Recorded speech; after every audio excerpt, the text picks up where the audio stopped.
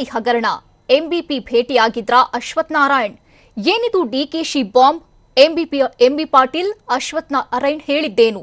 600 ಕೋಟಿ ಸಾಲ ಪಡೆದು ವಂಚಿಸಿದ್ರ ಕುಂದಾನಗರಿ ಸಾಹುಕಾರ್. ಎಸ್ಎಸ್ಎಲ್ಸಿ ಫಲಿತಾಂಶ ಯಾವಾಗ? ಶಿಕ್ಷಣ ಸಚಿವರು ಹೇಳಿದ್ದೇನು? ಶಿಕ್ಷಕರ 15,000 ಹುದ್ದೆಗಳ ನೇಮಕಾತಿ ಸಿಇಟಿ ಯಾವಾಗ? 600 ಕೋಟಿ ಸಾಲ ಪಡೆದು ದೋಖಾ ಮಾಡಿದ್ರ ರಮೇಶ್ ಜಾರಕಿಹೊಳಿ. ಸಾಹುಕಾರ್ ವಂಚನೆ ಬಗ್ಗೆ ಡಿಕೆ ಶಿವಕುಮಾರ್ ಆರೋಪಿಸಿದ್ದು ಏನು? ಸಚಿವ ಎಸ್ಟಿ ಸೋಮಶೇಖರ್ ದಿಢೀರ್ ಮೀಟಿಂಗ್ ನಡೆಸಿದ್ದು ಯಾಕೆ? ಇದೆಲ್ಲವನ್ನು ನೋಡೋಣ ಸಕ್ಕರೆ ಸಮರ ನ್ಯೂಸ್ ಎಕ್ಸ್‌ಪ್ರೆಸ್‌ನಲ್ಲಿ.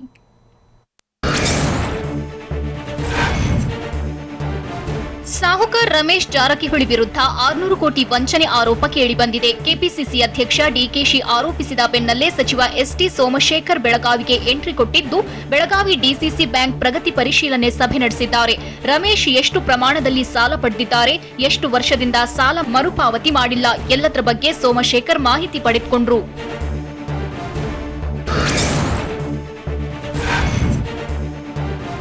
ಶಾಸಕ ರಮೇಶ್ ಜಾರಕಿಹೊಳಿ ಒಡೆತನದ ಸೌಭಾಗ್ಯ ಲಕ್ಷ್ಮಿ ಸಕ್ಕರೆ ಕಾರ್ಖಾನೆ ಹೆಸರಲ್ಲಿ ಸಾಲ ಪಡೆದಿದ್ದಾರೆ ಎನ್ನಲಾಗ್ತಿದೆ. ಗೋಕಾಕ್ ತಾಲೂಕಿನ ಹಿರೇನಂದಿ ಗ್ರಾಮದಲ್ಲಿ ಸೌಭಾಗ್ಯ ಲಕ್ಷ್ಮಿ ಶುಗರ್ ಕಾರ್ಖಾನೆ ಇದ್ದು, ರಮೇಶ್ ಜಾರಕಿಹೊಳಿ ಕೂಡ ಸಾಲ ಪಡೆದಿದ್ದಾರೆ.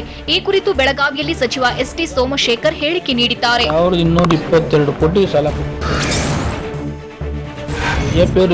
ಕಾಂಗ್ರೆಸ್ ಇದ್ದಾರೆ. ರಮೇಶ್ ಜಾರಕಿಹೊಳಿ ಒಬ್ಬರೇ ಸಾಲ ಪಡೆದಿಲ್ಲ ಅಂತಲೂ ಸಚಿವ ಎಸ್ಟಿ ಸೋಮಶೇಖರ್ ಹೇಳಿದ್ದಾರೆ. ಅಲ್ಲದೆ ರಾಜ್ಯದಲ್ಲಿ 21 ಡಿಸಿಸಿ ಬ್ಯಾಂಕ್ಗಳು ಇವೆ, 16 ಡಿಸಿಸಿ ಬ್ಯಾಂಕ್ ರಿವ್ಯೂ ಮಾಡಿದ್ದೇನೆ, 23 ಸಕ್ಕರೆ ಕಾರ್ಖಾನೆಗಳಿಗೆ ಸಾಲ ಕೊಟ್ಟಿದ್ದಾರೆ.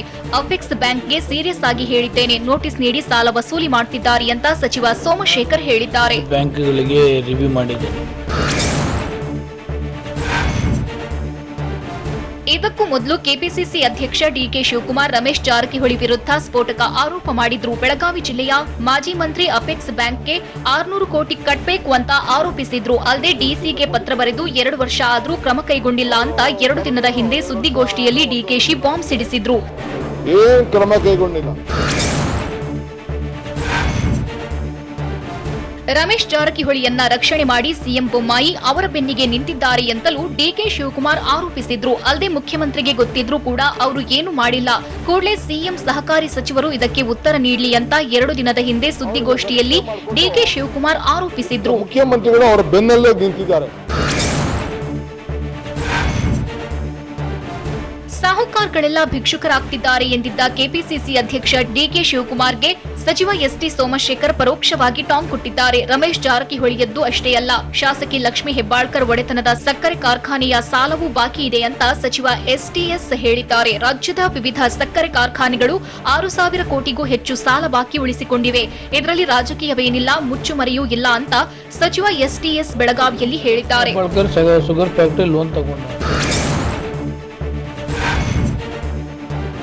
ಸಕ್ಕರೆ ಕಾರ್ಖಾನೆಗಳ ಭವಿಷ್ಯ ನಾಳೆ ನಿರ್ಧಾರವಾಗುವ ಸಾಧ್ಯತೆ ಇದೆ. ಬಾಕಿ ಉಳಿಸಿಕೊಂಡ ಹಣದ ವಿಚಾರವಾಗಿ ಸಕ್ಕರೆ ಸಚಿವ ಶಂಕರ್ ಪಾಟೀಲ್ ಮುನೇನಕೊಪ್ಪ ಸಭೆ ನಡೆಸಿದ್ರು. ಮಹತ್ವದ ಮೀಟಿಂಗ್ನಲ್ಲಿ ಬಾಕಿ ಪಾವತಿಗೆ ಅಂತಿಮ ಗಡುವು ಕೊಟ್ಟಿದ್ದಾರೆ ಎನ್ನಲಾಗಿದೆ. ಸಕ್ಕರೆ ಕಾರ್ಖಾನೆ ಮಾಲೀಕರು, ಕೋಆಪರೇಟಿವ್ ಬ್ಯಾಂಕ್ನ ಎಂಡಿಗಳ ಜೊತೆ ಸಚಿವರ ನೇತೃತ್ವದಲ್ಲಿ ಮೀಟಿಂಗ್ ಮಾಡಿ ಮುನೇನಕೊಪ್ಪ ಚರ್ಚಿಸಿದ್ದಾರೆ.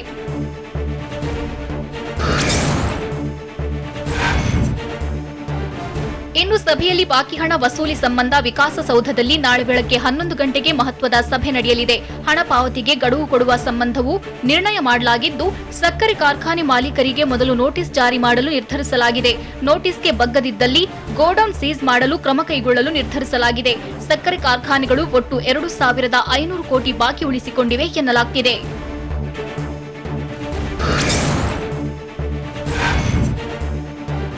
ಬೆಳಗಾವಿಯಲ್ಲಿ ಸಚಿವ ಎಸ್ಟಿ ಸೋಮಶೇಖರ್ ರನ್ನ ರೈತ ಮುಖಂಡರು ಭೇಟಿ ಮಾಡಿದ್ರು. ಸಹಕಾರಿ ಬ್ಯಾಂಕ್ಗಳಲ್ಲಿ ಕಾರ್ಖಾನೆಗಳಿಂದ ಅವ್ಯವಹಾರ ನಡೆಸಿದ ರಾಜಕಾರಣಿಗಳ ವಿರುದ್ಧ ಕ್ರಮಕ್ಕೆ ಒತ್ತಾಯಿಸಿದ್ರು. ಈ ಬಗ್ಗೆ ಬೆಳಗಾವಿ ಡಿಸಿಸಿ ಬ್ಯಾಂಕ್ನಲ್ಲಿ ಸಚಿವರಿಗೆ ರೈತರು ಮನವಿ ಸಲ್ಲಿಸಿದ್ದು, ಸಕ್ಕರೆ ಕಾರ್ಖಾನೆ ಹೆಸರಲ್ಲಿ ಸಾಲ ಪಡೆದು ಹಿಂದಿರುಗಿಸಿಲ್ಲ. ಅಲ್ಲದೆ ಕಾರ್ಖಾನೆ ಮಾಲೀಕರು ರೈತರ ಕಬ್ಬಿನ ಬಿಲ್ ಸಹ ಬಾಕಿ ಉಳಿಸಿಕೊಂಡಿವೆ. ಹಣ ಲೂಟಿ ಮಾಡಿದವರ ವಿರುದ್ಧ ಕ್ರಮ ಕೈಗೊಳ್ಳುವಂತೆ ಮನವಿ ಮಾಡಿದ್ರು.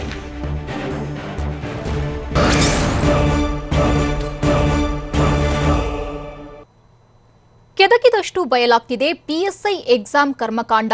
ಎಫ್ಎಸ್ಎಲ್ ರಿಪೋರ್ಟ್ನಲ್ಲಿ 4 ರೀತಿ ಕಳ್ಳಾಟ ರಿವೀಲ್. OMR ಕಾರ್ಬನ್ ಶೀಟ್ನಲ್ಲಿ ಬೇರೆ ಬೇರೆ ಪೆನ್ ಬಳಸಿದ್ರ ಕಿಂಗ್ ಪಿನ್ಗಳು. ನೋಡೋಣ ಪಿಎಸ್ಐ ಸ್ಕ್ಯಾಮ್ ನ್ಯೂಸ್ ಎಕ್ಸ್‌ಪ್ರೆಸ್‌ನಲ್ಲಿ.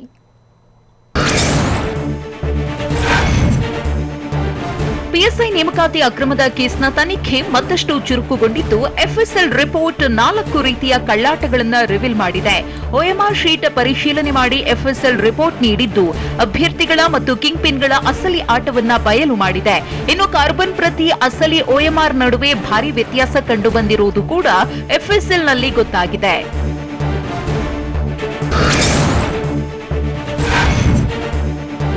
ಪಿಎಸ್ಐ ಹುದ್ದೆಗೆ ಎಕ್ಸಾಮ್ ಬರೆದಿದ್ದ ಅಭ್ಯರ್ಥಿಗಳು ಪಡೆದ ಅಂಕಗಳಲ್ಲಿ ಭಾರಿ ವ್ಯತ್ಯಾಸ ಆಗಿರುವುದು ಗೊತ್ತಾಗಿದೆ. 2 ಪೇಪರ್ನಲ್ಲಿ ಒಟ್ಟು ಅಂಕಗಳಲ್ಲಿ ಡಿಫರೆನ್ಸ್ ಆಗಿರೋದು ಎಫ್ಎಸ್ಎಲ್ ವರದಿಯಲ್ಲಿ ಬಯಲಾಗಿದೆ. 92ಕ್ಕೂ ಹೆಚ್ಚು ಪೇಪರ್ನಲ್ಲಿ ತುಂಬಾನೇ ವ್ಯತ್ಯಾಸವಾಗಿದ್ದು ಹೊರಬಂದ ಮೇಲೆ ಅಭ್ಯರ್ಥಿಗಳು ಉತ್ತರ ತುಂಬಿರುವುದು ಗೊತ್ತಾಗಿದೆ. ಇನ್ನು ಪರೀಕ್ಷೆ ವೇಳೆ ಅಭ್ಯರ್ಥಿಗಳು ಬಳಸಿದ ಪೆನ್ಗಳಲ್ಲೂ ಕೂಡ ವ್ಯತ್ಯಾಸವಾಗಿದ್ದು ಅಸಲಿ OMRನಲ್ಲಿ ಒಂದು ಮಾಡೆಲ್ ಪೆನ್ ಬಳಸಿರುವುದು ಬಯಲಾಗಿದೆ. ಇನ್ನು ಕಾರ್ಬನ್ ಶೀಟ್ನಲ್ಲಿ ಬಳಕೆಯಾದ ಪೆನ್ ಬೇರೆಯದ್ದೇ ಆಗಿದೆ. ಆ ಮೂಲಕ ಪರೀಕ್ಷೆಯಲ್ಲಿ ಅಕ್ರಮ ಆಗಿರುವುದನ್ನು ಸಿಐಡಿ ಪತ್ತೆ ಹಚ್ಚಿದೆ.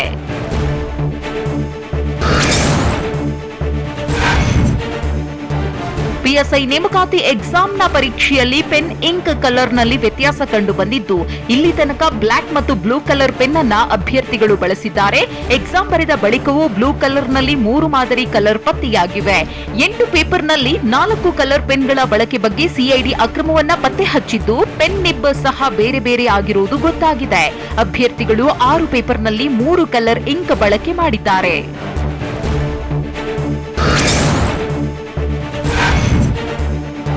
ಪಿಎಸ್ಐ ಎಕ್ಸಾಮ್ ಬರೆದ OMRನಲ್ಲಿ ಉತ್ತರ ತುಂಬಿದ ವೇಳೆಯಲ್ಲೂ ಭಾರಿ ವ್ಯತ್ಯಾಸವಾಗಿದ್ದು ಸುಮಾರು ಪೇಪರ್ಗಳಲ್ಲಿ ಉತ್ತರ ಬರೆದಿರುವ ಟೈಮ್ನಲ್ಲಿ ಭಾರಿ ಡಿಫರೆನ್ಸ್ ಕಂಡು ಬಂದಿದೆ.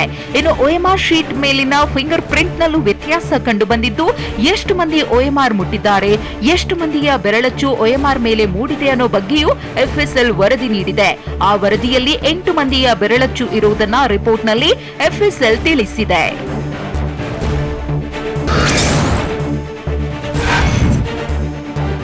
ಪಿಎಸ್ಐ ನೇಮಕಾತಿ ಅಕ್ರಮ ಕೇಸ್ಗೆ ಸಂಬಂಧಪಟ್ಟಂತೆ ಹಾಸನದಲ್ಲಿ ಮತ್ತೋರ್ವ ಚುನಾಯಿತನನ್ನ ಸಿಐಡಿ ಅರೆಸ್ಟ್ ಮಾಡಿದೆ. ಚನ್ನರಾಯಪಟ್ಟಣ ಪುರಸಭೆಯ ಹಾಲಿ ಸದಸ್ಯ ಶಶಿ ಎಂಬಾತನನ್ನ ಹೆಡೆಮುರಿ ಕಟ್ಟಿದೆ. ಪಿಎಸ್ಐ ನೇಮಕಾತಿ ಅಕ್ರಮದಲ್ಲಿ ಶಶಿ ಭಾಗಿಯಾದ ಆರೋಪ ಕೇಳಿ ಬಂದಿದ್ದು ಅಭ್ಯರ್ಥಿ ವೆಂಕಟೇಶ್ ಎಂಬಾತನ ಸೆಲೆಕ್ಷನ್ನಲ್ಲಿ ಶಶಿ ಭಾಗಿಯಾಗಿದ್ದಾನೆ ಎನ್ನಲಾಗಿದೆ. ಹೀಗಾಗಿ ಸಿಐಡಿ ಶಶಿಯನ್ನ ಬಂಧಿಸಿ 10 ದಿನ ವಶಕ್ಕೆ ಪಡೆದು ವಿಚಾರಣೆ ನಡೆಸುತ್ತಿದೆ.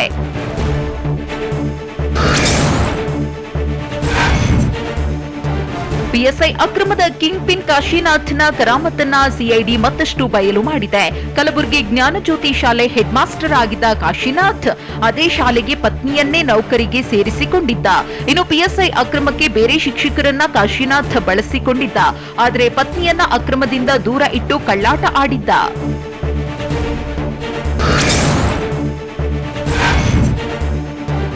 ಊಟಕ್ಕೂ ಪರದಾಡ್ತಾ ಇದ್ದ ಕಿಂಗ್ ಪಿನ್ ಕಾಶಿನಾಥ್ ಕಡಿಮೆ ಸಮಯದಲ್ಲಿ ದಿಢೀರ್ ಕುಬೇರನಾಗಿರುವುದನ್ನ ಸಿಐಡಿ ಪತ್ತೆ ಹಚ್ಚಿದೆ.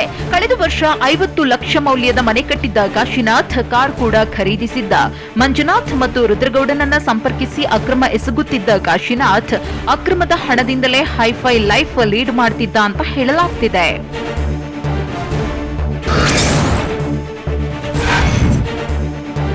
ಪಿಎಸ್ಐ ನೇಮಕಾತಿ ಅಕ್ರಮದಲ್ಲಿ ಬಂಧಿತನಾಗಿರೋ ಕಿಂಗ್ ಪಿನ್ ರುದ್ರಗೌಡ ಪಿಡಬ್ಲ್ಯೂಡಿ ಪರೀಕ್ಷೆ ಅಕ್ರಮದಲ್ಲೂ ಭಾಗಿಯಾಗಿದ್ದ ಎನ್ನಲಾಗಿದೆ. ಈ ಬಗ್ಗೆ ಬೆಂಗಳೂರಿನ ಅನ್ನಪೂರ್ಣೇಶ್ವರಿ ನಗರ ಠಾಣೆಯಲ್ಲಿ ಡಿಸೆಂಬರ್ 14ರಂದು ಕೇಸ್ ದಾಖಲಾಗಿತ್ತು.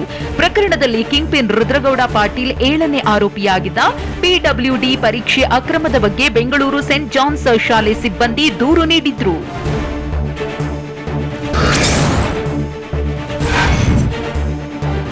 545 ಪಿಎಸ್ಐ ಹುದ್ದೆಗಳಿಗೆ ನೇಮಕಾತಿಯಲ್ಲಿ ಅಕ್ರಮ ಪ್ರಕರಣದಲ್ಲಿ ಮತ್ತೊಂದು ತಿರುವು ಸಿಕ್ಕಿದೆ. ಕೆಎಸ್ಆರ್ಪಿ ಅಸಿಸ್ಟೆಂಟ್ ಕಮಾಂಡೆಂಟ್ ವೈಜನಾಥ್ ಪತ್ನಿಯನ್ನ ವರ್ಗಾವಣೆ ಮಾಡಲು ಚಿಂತನೆ ನಡೆದಿದೆ.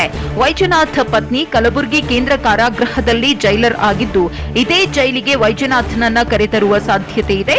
ಹೀಗಾಗಿ ಪತಿ ಪತ್ನಿ ಒಂದೇ ಜೈಲಲ್ಲಿದ್ರೆ ಮುಜುಗರ ಹಿನ್ನೆಲೆಯಲ್ಲಿ ವರ್ಗಾವಣೆ ಮಾಡುವ ಸಾಧ್ಯತೆ ಇದೆ. ವೈಜನಾಥ್ ಜೈಲಿಗೆ ಬಂದ್ರೆ ಪತ್ನಿಯನ್ನ ತಾತ್ಕಾಲಿಕವಾಗಿ ಬೇರೆ ಜೈಲಿಗೆ ವರ್ಗಾವಣೆ ಮಾಡುವ ಬಗ್ಗೆ ಜೈಲಧಿಕಾರಿಗಳು ಚಿಂತನೆ ನಡೆಸಿದ್ದಾರೆ.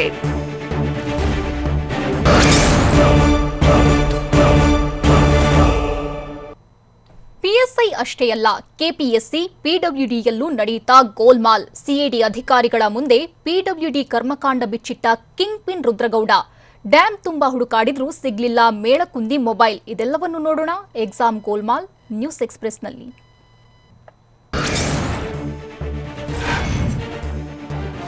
545 ಪಿಎಸ್ಐ ಹುದ್ದೆಗಳಿಗೆ ನೇಮಕಾತಿಯಲ್ಲಿ ಅಕ್ರಮ ದಿನದಿಂದ ದಿನಕ್ಕೆ ಬಯಲಾಗ್ತಲೇ ಇದೆ. ಇಷ್ಟು ದಿನ ಬೆಂಗಳೂರು, ಕಲಬುರಗಿಯಲ್ಲಿ ಪತ್ತೆಯಾಗಿದ್ದ ಅಕ್ರಮ ಈಗ ಧಾರವಾಡದಲ್ಲೂ ಕೂಡ ನಡೆದಿರುವಂತಹ ಶಂಕೆ ವ್ಯಕ್ತವಾಗಿದೆ. ಧಾರವಾಡದ ಪರೀಕ್ಷಾ ಕೇಂದ್ರಗಳಲ್ಲೂ ಕೂಡ ಅಕ್ರಮ ನಡೆದ ಶಂಕೆ ಇದು. ನಿನ್ನೆಯಿಂದ ಧಾರವಾಡದಲ್ಲಿ ಸಿಐಡಿ ಬೀಡು ಬಿಟ್ಟಿರುವಂತಹ ಸಾಧ್ಯತೆ ಇದೆ. ಹುಬ್ಬಳ್ಳಿ, ಧಾರವಾಡ, ಅವಳಿ ನಗರದ 23 ಕೇಂದ್ರಗಳಲ್ಲಿ ಪರೀಕ್ಷೆ ನಡೆದಿದ್ದು, ಧಾರವಾಡದ 5 ಕೇಂದ್ರಗಳಲ್ಲಿ ಪಿಎಸ್ಐ ಪರೀಕ್ಷೆ ನಡೆದಿತ್ತು. ಪರೀಕ್ಷೆ ನಡೆದಿದ್ದ ಕೇಂದ್ರಗಳಿಗೆ ಸಿಐಡಿ ತಂಡ ಭೇಟಿ ನೀಡುವ ಸಾಧ್ಯತೆ ಇದೆ.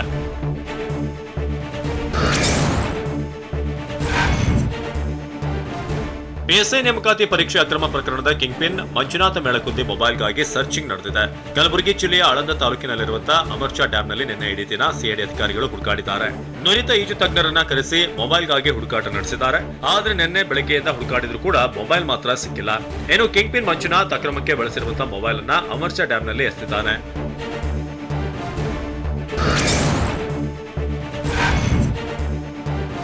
PSI exam deal king pin Manjunath Melakundi ಮತ್ತೊಂದು ಕಳ್ಳಾಟ ಬಯಲಾಗಿದೆ. ತನ್ನ ಸಹೋದರನನ್ನ ಪಿಎಸ್ಐ ಮಾಡಬೇಕು ಅಂತ ಮಂಜುನಾಥ್ ಮೇಳಕುಂದಿ ಆಸೆ ಹೊಂದಿರುವುದು ಗೊತ್ತಾಗಿದೆ. ಆದ್ರೆ ವಯಸ್ಸಿನ ಸಮಸ್ಯೆಯಿಂದ ಇದು ಸಾಧ್ಯವಾಗಿರಲಿಲ್ಲ. ಆದ್ರೆ ಅಕ್ರಮದ ಮೂಲಕ ಅನೇಕರಿಗೆ ಪಿಎಸ್ಐ ನೌಕರಿ ಕೊಡಿಸಿದ್ದಾನೆ. ಕಲಬುರಗಿ ನೀರಾವರಿ ಇಲಾಖೆ ಇಂಜಿನಿಯರ್ ಆಗಿರುವಂತಹ ಮಂಜುನಾಥ್ ಮೇಳಕುಂದಿ ಸದ್ಯ ಪಿಎಸ್ಐ ಪರೀಕ್ಷೆ ಅಕ್ರಮದಲ್ಲಿ ಸಿಐಡಿಯ ಕಸ್ಟಡಿಯಲ್ಲಿದ್ದಾನೆ.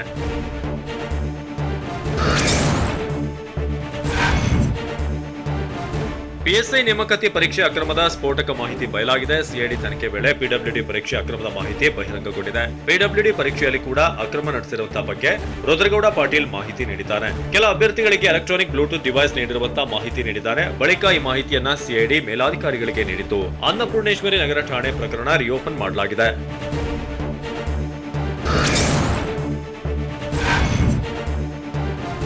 ಪಿಎಸ್ಐ ಎಕ್ಸಾಮ್ ಹಗರಣದಲ್ಲಿ ಸಚಿವ ಅಶ್ವಥ್ ನಾರಾಯಣ್ ಮೇಲೆ ಆರೋಪ ಕೇಳಿ ಬಂದಿದೆ. ಹೀಗಾಗಿ ಅವರು ಸಚಿವ ಸ್ಥಾನಕ್ಕೆ ರಾಜೀನಾಮೆ ಕೊಡಬೇಕು ಅಂತ ಮಾಜಿ ಸಚಿವ ಎಂಬಿ ಪಾಟೀಲ್ ಆಗ್ರಹಿಸಿದ್ದಾರೆ. ಬೆಂಗಳೂರಿನಲ್ಲಿ ಮಾತನಾಡಿದ ಎಂಬಿಪಿ, ಅಶ್ವಥ್ ನಾರಾಯಣ ನಿರಪರಾಧಿ ಅಂತ ಸಾಬೀತಾದ್ರೆ ಮತ್ತೆ ಸಚಿವರಾಗಲಿ. ಅಶ್ವಥ್ ರಾಜೀನಾಮೆ ಕೊಟ್ಟು ತನಿಖೆಗೆ ಸಹಕರಿಸಬೇಕು, ಪಾರದರ್ಶಕ ತನಿಖೆಯಾಗಲು ರಾಜೀನಾಮೆ ಕೊಡಬೇಕು ಅಂತ ಒತ್ತಾಯಿಸಿದ್ರು.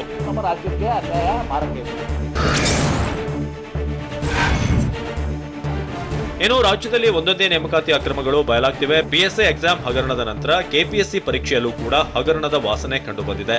1 ವರ್ಷದ ಹಿಂದೆ ಕೆಪಿಎಸ್ಸಿ ಗ್ರೂಪ್ ಎ ವೃಂದದ ಸಹಾಯಕ ನಿಯಂತ್ರಕರ 54 ಹುದ್ದೆಗಳಿಗೆ ನೇಮಕಾತಿ ನಡೆಸಿತ್ತು.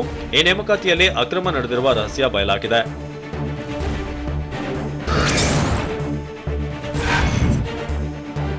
ಕೆಪಿಎಸ್ಸಿ ನೇಮಕಾತಿ ಸಂದರ್ಶನದಲ್ಲಿ ಅಭ್ಯರ್ಥಿಗಳಿಗೆ ಹಣದ ಬೇಡಿಕೆ ಇಟ್ಟಿರುವಂತಹ ಆರೋಪ ಕೇಳಿ ಬಂದಿದ್ದು, ಹೆಚ್ಚು ಮಾರ್ಕ್ಸ್ ಬೇಕು ಅಂದ್ರೆ ಹಣ ನೀಡುವಂತೆ ಕರೆ ಬಂದಿದ್ದಂತೆ. ಹಣ ನೀಡಿದ್ರೆ ವೈವಾದಲ್ಲಿ 100ಕ್ಕೆ 9 ಅಂಕ ನೀಡುತ್ತೇವೆ ಅಂತ ಕರೆ ಬಂದಿದೆ ಎನ್ನಲಾಗ್ತಿದೆ. ಇಂಟ್ರೆಸ್ಟಿಂಗ್ ವಿಚಾರ ಅಂದ್ರೆ ಕರೆ ಮಾಡಿದಂತ ವ್ಯಕ್ತಿಗೂ ಆಯ್ಕೆ ಸಮಿತಿ ಸದಸ್ಯನಿಗೂ ಲಿಂಕ್ ಇರುವಂತ ಶಂಕೆ ಇದೆ.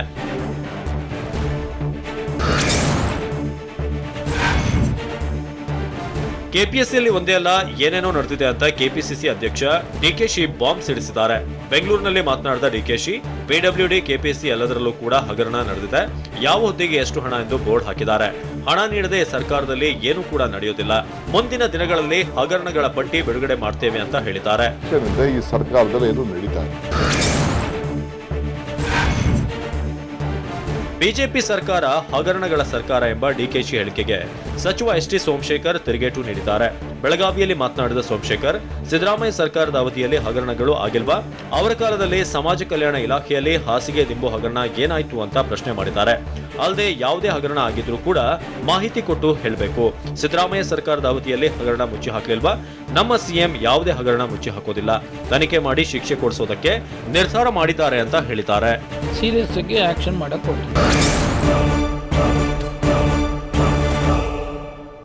ಪಿಎಸ್ಐ ಹಗರಣ, ಎಂಬಿಪಿ ಭೇಟಿಯಾಗಿದ್ರ ಅಶ್ವಥ್ ನಾರಾಯಣ್, ಏನಿದು ಡಿಕೆಶಿ ಬಾಂಬ್? ಎಂಬಿ ಪಾಟೀಲ್, ಅಶ್ವಥ್ ಹೇಳಿದ್ದೇನು? ಸಂಪುಟ ವಿಸ್ತರಣೆ ಬಗ್ಗೆ ಸಿಎಂ ಬೊಮ್ಮಾಯಿ ಹೇಳಿದ್ದೇನು? ಇದೆಲ್ಲವನ್ನು ನೋಡೋಣ ಸಮಗ್ರ ನ್ಯೂಸ್ ಎಕ್ಸ್‌ಪ್ರೆಸ್‌ನಲ್ಲಿ.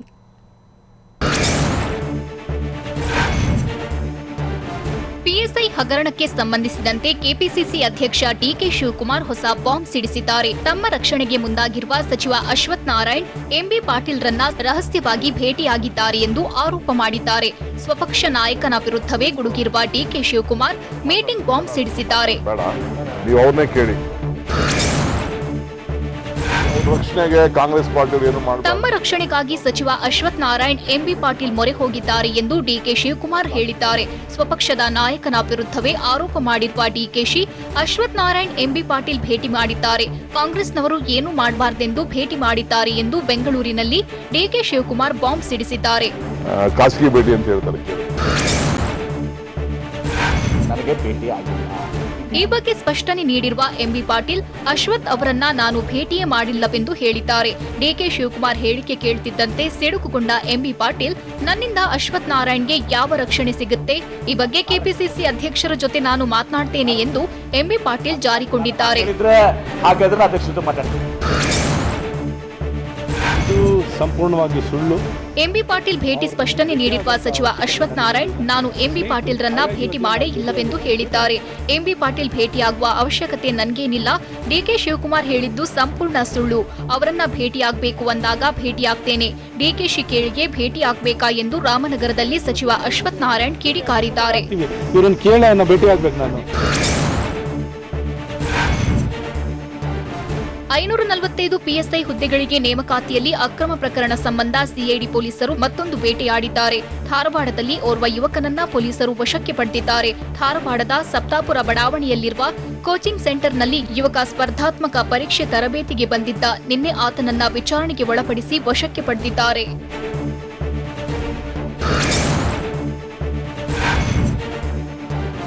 ಇನ್ನು ಪಿಎಸ್ಐ ಕಿಂಗ್ಪಿನ್ ಮಂಜುನಾಥ ಮೇಳಕುಂದಿ ಕರೆದೊಯ್ದು ಪೊಲೀಸರು ಸ್ಥಳ ಮಹಜರು ಮಾಡಿದ್ದಾರೆ. ಕಲಬುರಗಿ ನಗರದ ಹೊರವಲಯದಲ್ಲಿರುವ ಮೋರೆಯಲ್ಲಿ ಸ್ಥಳ ಮಹಜರು ಮಾಡಿದ್ದಾರೆ. ಅಕ್ರಮಕ್ಕೆ ಬಳಸಿದ್ದ ಕೆಲ ವಸ್ತುಗಳನ್ನ ಮೇಳಕುಂದಿ ಮೋರೆಯಲ್ಲಿ ಹಾಕಿದ್ದು ಆತನನ್ನ ಕರೆದೊಯ್ದು ಸ್ಥಳ ಮಹಜರು ಮಾಡಿದ್ದಾರೆ.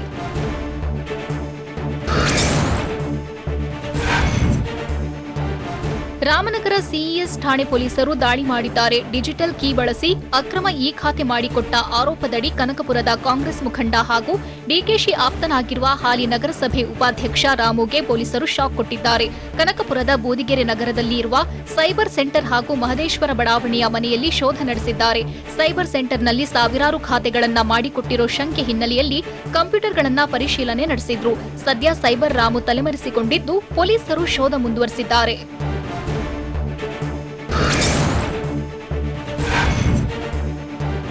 ಪಂಜಾಬ್ನ ಮೊಹಾಲಿಯಲ್ಲಿ ಗ್ರೆನೇಡ್ ದಾಳಿ ಪ್ರಕರಣ ಸಂಬಂಧ 11 ಜನರನ್ನ ಪೊಲೀಸರು ಬಂಧಿಸಿದ್ದಾರೆ. ಮೊಹಾಲಿಯಲ್ಲಿರುವ ಪಂಜಾಬ್ ಪೊಲೀಸ್ ಗುಪ್ತಚರ ಕಚೇರಿ ಟಾರ್ಗೆಟ್ ಮಾಡಿ ರಾಕೆಟ್ ಚಾಲಿತ ಗ್ರೆನೇಡ್ ದಾಳಿ ನಡೆದಿದೆ. ಕಚೇರಿಯ 3ನೇ ಮಹಡಿಯಲ್ಲಿ ರಾಕೆಟ್ ಚಾಲಿತ ಗ್ರೆನೇಡ್ ಎಸೆದಿದ್ದು ಸ್ಫೋಟದಿಂದಾಗಿ ಕಿಟಕಿಗಳು ಒಡೆದು ಆಸ್ತಿಗೆ ಹಾನಿಯಾಗಿದೆ. ಸದ್ಯ ಸಿಸಿಟಿವಿ ದೃಶ್ಯಗಳನ್ನು ಆಧರಿಸಿ ಪೊಲೀಸರು ತನಿಖೆ ಕೈಗೊಂಡಿದ್ದು 11 ಜನರನ್ನ ಬಂಧಿಸಿ ವಿಚಾರಣೆಗೆ ಒಳಪಡಿಸಿದ್ದಾರೆ.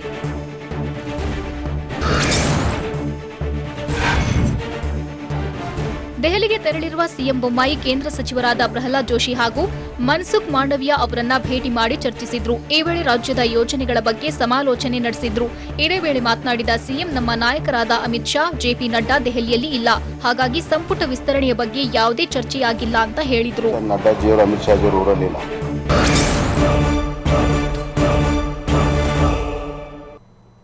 ಎಸ್ಎಸ್ಎಲ್ಸಿ ಫಲಿತಾಂಶದ ಬಗ್ಗೆ ಶಿಕ್ಷಣ ಸಚಿವರು ಹೇಳಿದ್ದೇನು? 15,000 ಶಿಕ್ಷಕರ ಹುದ್ದೆಗಳ ನೇಮಕಾತಿಗೆ ಸಿಇಟಿ ಪರೀಕ್ಷೆಗೆ ಮುಹೂರ್ತ ಫಿಕ್ಸ್. ಪಠ್ಯಪುಸ್ತಕ ವಿತರಿಸದೆ ಶಾಲೆ ಆರಂಭಕ್ಕೆ ಸಜ್ಜಾಯ್ತಾ ಶಿಕ್ಷಣ ಇಲಾಖೆ? ಇದೆಲ್ಲವನ್ನು ನೋಡೋಣ ಕರ್ನಾಟಕ ನ್ಯೂಸ್ ಎಕ್ಸ್‌ಪ್ರೆಸ್‌ನಲ್ಲಿ.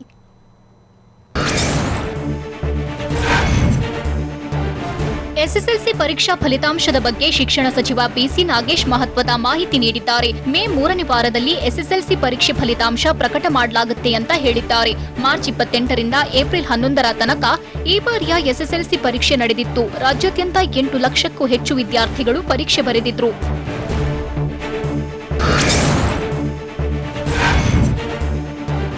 ಪ್ರಾಥಮಿಕ ಶಾಲಾ ಪದವೀಧರ ಶಿಕ್ಷಕರ 15,000 ಹುದ್ದೆಗಳ ಸಿಇಟಿಗೆ ಮುಹೂರ್ತ ಫಿಕ್ಸ್ ಆಗಿದೆ. ಮೇ 21, 22ರಂದು ಪ್ರಾಥಮಿಕ ಶಾಲಾ ಶಿಕ್ಷಕರ ನೇಮಕಾತಿಗೆ ಸಿಇಟಿ ನಡೆಯಲಿದೆ ಅಂತ ಪ್ರಾಥಮಿಕ ಮತ್ತು ಪ್ರೌಢಶಿಕ್ಷಣ ಸಚಿವ ಬಿಸಿ ನಾಗೇಶ್ ಹೇಳಿದ್ದಾರೆ. ರಾಜ್ಯದ 435 ಪರೀಕ್ಷಾ ಕೇಂದ್ರಗಳಲ್ಲಿ ಸಾಮಾನ್ಯ ಪ್ರವೇಶ ಪರೀಕ್ಷೆ ನಡೆಯಲಿದ್ದು, ಪರೀಕ್ಷೆಗೆ ಸೂಕ್ತ ಕ್ರಮಗಳ ಬಗ್ಗೆ ಗೃಹ ಇಲಾಖೆ ಜೊತೆ ಚರ್ಚಿಸಿದ್ದೇವೆ. ಪರೀಕ್ಷಾ ಕೇಂದ್ರದೊಳಗೆ ಎಲೆಕ್ಟ್ರಾನಿಕ್ ವಸ್ತು ಒಯ್ಯುವಂತಿಲ್ಲ. ಮೊಬೈಲ್, ವಾಚ್, ಎಲೆಕ್ಟ್ರಾನಿಕ್ ಡಿವೈಸ್ಗೆ ಅವಕಾಶ ಇರಲ್ಲ. ಪ್ರಶ್ನೆ ಪತ್ರಿಕೆ ಗೌಪ್ಯತೆ, ಪರೀಕ್ಷೆಗೆ ಕಟ್ಟುನಿಟ್ಟಿನ ಕ್ರಮ ವಹಿಸಲಾಗಿದೆ ಅಂತ ಹೇಳಿದ್ರು.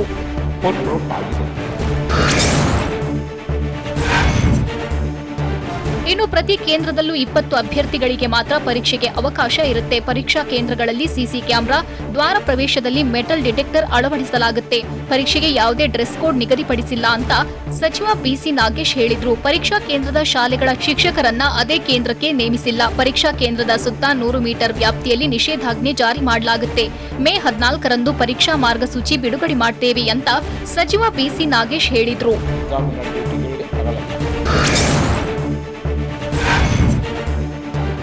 ಬೆಂಗಳೂರಿನ ಹಲವೆಡೆ ಮತ್ತೆ ಮಳೆ ಸುರಿದಿದೆ. Mysuru bank circle, corporation, Majestic market, Vidhana Soudha, Shantinagar, Adugodi, Koramangala, silk board ಸೇರಿ ಹಲವೆಡೆ ಮಳೆಯಾಗಿದೆ. ಮಳೆಯಿಂದಾಗಿ ವಾಹನ ಸವಾರರು ಪರದಾಡಿದ್ರು.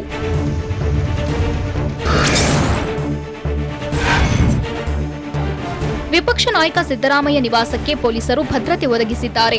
ಮಾತಾಡುವ ಭರಾಟೆಯಲ್ಲಿ ಸಮುದಾಯವೊಂದರ ವಿರುದ್ಧ ಸಿದ್ದು ತಪ್ಪಾಗಿ ಮಾತನಾಡಿದ್ರು. ಹೀಗಾಗಿ ಸಮುದಾಯದ ಜನ ಪ್ರತಿಭಟನೆ ಮಾಡೋ ಸಾಧ್ಯತೆ ಇರೋದ್ರಿಂದ ಸಿದ್ದರಾಮಯ್ಯರ ಬೆಂಗಳೂರಿನ ನಿವಾಸಕ್ಕೆ ಭದ್ರತೆ ಕಲ್ಪಿಸಲಾಗಿದೆ.